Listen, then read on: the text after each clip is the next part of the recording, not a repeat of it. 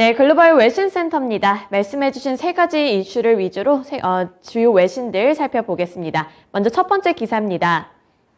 CNBC 보도 내용이고요. Payrolls increased 528,000 in July, much better than expected in a sign of strength for jobs market.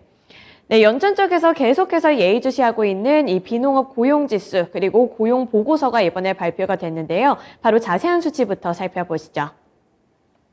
미국 노동부가 발표한 고용보고서에 따르면 지난달 비농업 부문 일자리 수는 52만 8천 개 늘어났습니다.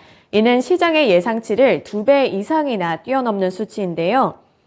이 대부분 업종에서 일자리가 증가했는데 여기서 특히 더 주목할 수 있는 부분은 레저와 접객업 일자리 증가 수가 9만 6천 개로 가장 많은 수치를 기록했습니다. 또 실업률도 전달보다 0.1%포인트 떨어지면서 3.5%로 집계가 됐는데요. 이는 1969년 이후에 최저치였던 2020년 2월과 동일한 수준을 유지하게 된 건데 이는 실업률이 코로나19 이전 수준으로 완전히 회복됐다는 것으로 분석할 수 있습니다. 하지만 연준이 고용 회복의 척도로 여기고 있는 이 경제활동 참가율은 62.1%로 코로나19 이전보다는 아직은 살짝 부진한 수치를 기록하고 있는데 어쨌든 이번에 발표가 된 고용보고서는 견조했다는 평가가 지배적입니다. 이렇게 시장의 예상치를 2배 이상 뛰어넘게 되면서 유추할 수 있는 가장 중요한 힌트가 있었는데요. 바로 다음 멘트 통해서 살펴보겠습니다.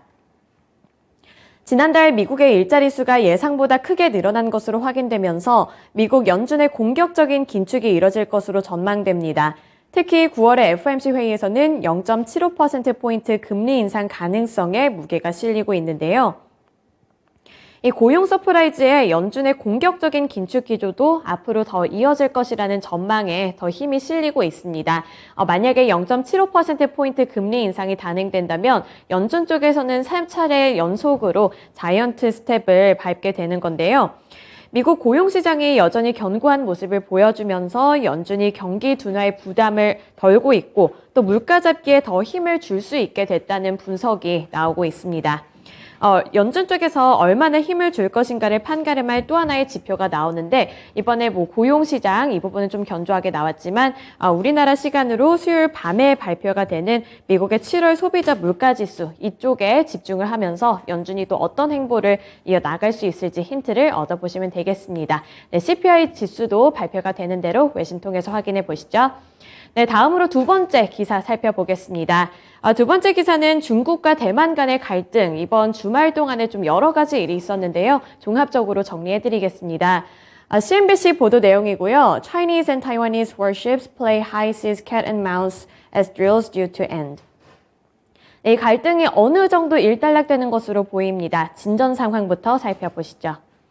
중국이 낸시 펠로시 미국 하원의장의 대만 방문을 계기로 진행한 대만 포위 군사훈련이 7일에 사실상 종료됐다는 평가가 외신 보도를 통해 많이 나오고 있습니다.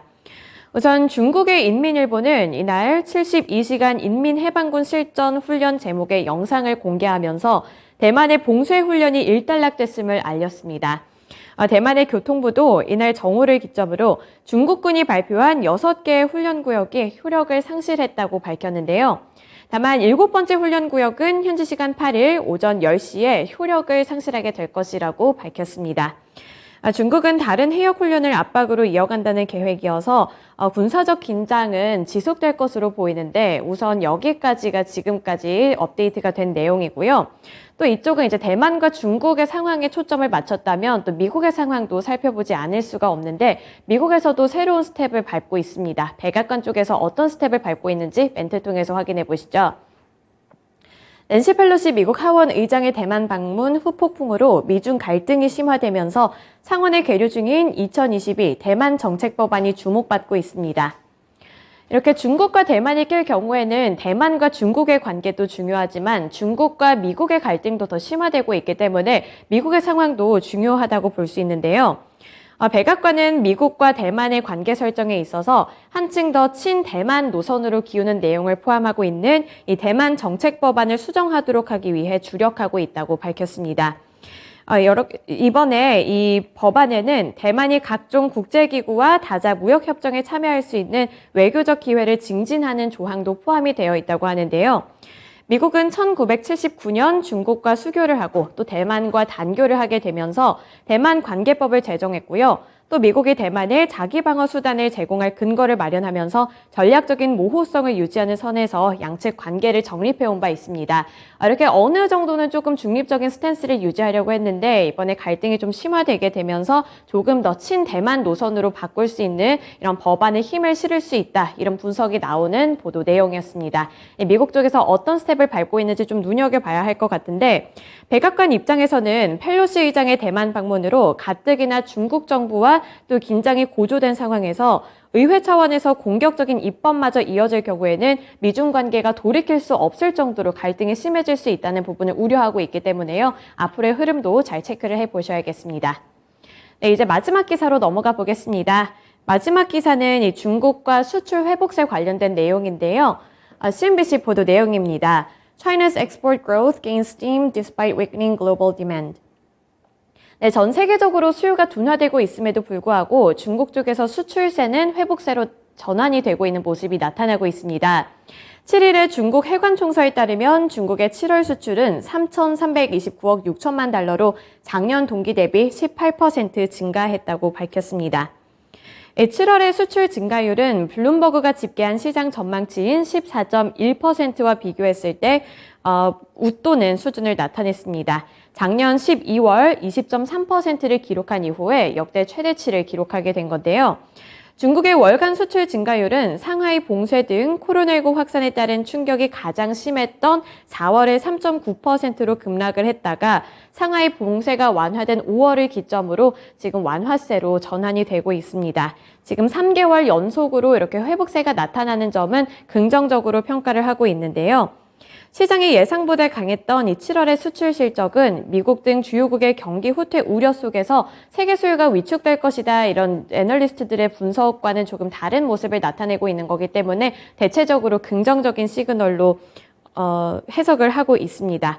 하지만 여기서 한 가지 더 주목해야 할 부분은 7월에 중국의 수입은 2,317억 달러로 작년 동월 대비 2.3% 증가하는 데 그쳤기 때문에요. 우리나라 경제 같은 경우에는 이런 수입 의존도도 어느 정도 수출 의존도도 있기 때문에 이런 부분들을 좀 잘 체크를 해 보셔야 될 것 같습니다. 그리고 두 번째로 업데이트할 만한 내용은 이제 중국에서 다시 한번 봉쇄령을 내렸다는 소식인데요. 주요 관광 도시에 봉쇄령이 내려졌습니다.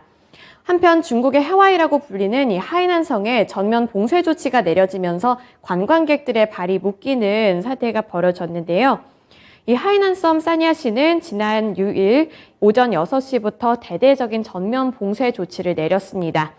사니아시 전역에 이동에 제한이 됐고 기존의 버스와 지하철 등 대중교통의 운행 또한 전면으로 중단된 상황인데요. 특히 중국 당국은 이번 확산 바이러스가 중국에서는 발견되지 않은 이 BA5.13이라는 점에서 촉각을 기울이고 있습니다.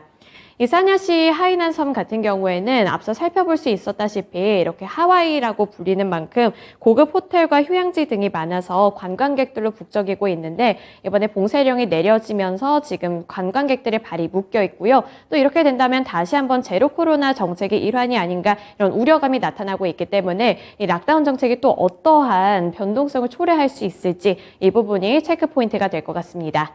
네, 이렇게 세 가지 주요 이슈들 함께 살펴봤고요. 지금까지 글로벌 외신센터였습니다.